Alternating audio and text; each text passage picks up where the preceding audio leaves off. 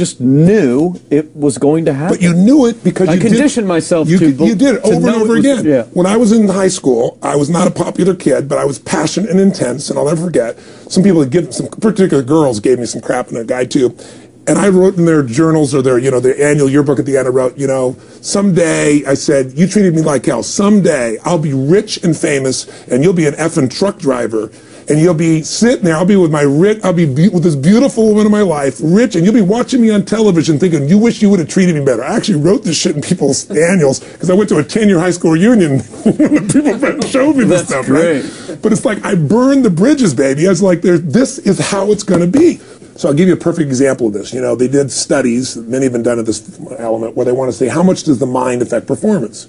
So take basketball. I've worked with a lot of NBA players and turned them around, and one of the problems many of them have is they'll choke on the free throw line. Well, everybody knows in that case, if you normally shoot really well and now you're not, something's interfering, something's getting in front of your state, some uncertainty, right? Obviously. So they take a group and say, we're going to make them better. How do you make somebody better who has got this mental block? So they take a group of guys and they're going to do free throws, and they do one group where they just practice for 6 weeks. Totally intense practice, and I forget the number of free throws, but they got to do this many free throws every day. Take a second group, and they have them not practice at all. Obvious. And they take a third group and they don't let them touch a basketball. All they do is have them practice in their mind, but the key is, it's not practice makes perfect, it's perfect practice makes perfect, as corny as that sounds. So these guys see themselves making the shot every single time, conditioning their mind and body that it's perfect every time. They're not interrupted by a reality that would screw with them. So at the end of 6 weeks, they tally it up, and now they give them a test to see who has the highest free throw percentage, success.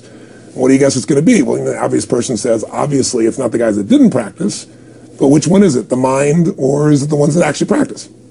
I'm assuming the mind. Yeah, you would assume it because it's true. Right. You intuitively know the truth.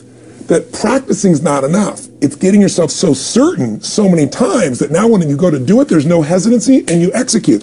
It's having that absolute certainty that makes you tap your full potential, take massive action, get massive results, be reinforced having stronger belief. This is what makes somebody a star at anything.